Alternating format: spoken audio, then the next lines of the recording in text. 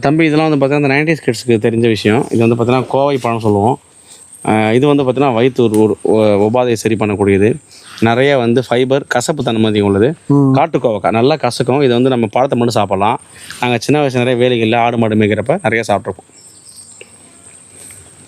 ஒரு மாவு மாதிரி ஃபீலாக இருக்குது. அதாவது இந்த மழைக்காலம் வெயில் காலம் டேஸ்ட் அதிகமாக தேன்லாம் வடிக்கும். அப்படிங்களா? கண்டப்போட பறிப்போம்.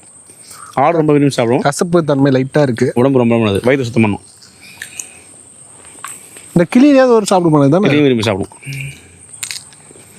கண்டவரை விடுவோம் சாப்பிடுவோம். கொஞ்சம் டிஃப்ரெண்ட்டாக இருக்குங்க.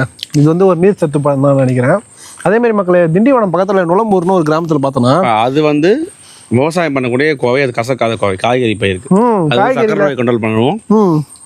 ஓப்புத்தன்மை அதிகம் உள்ளதால வந்து வயிற்றுக்கு ரொம்ப நல்லது. அது வேற. இது காட்டு கோவை. இது வந்து அதை விட ரொம்ப சிறப்பு. அதனால அந்த கோவப்பழத்தெல்லாம் வந்து காயா அப்படியே வந்து மார்க்கெட் கோவை மருத்துவ குணம் இருக்குது. இது வந்து இதுவும் பொரியலுக்கு பயன்படுத்துறாங்க. கர்மம் பண்ண கூட அதை யூஸ் பண்ணுவாங்க. ஒரு சில மாந்திரிகத்துக்கெல்லாம் பயன்படுத்துவாங்க.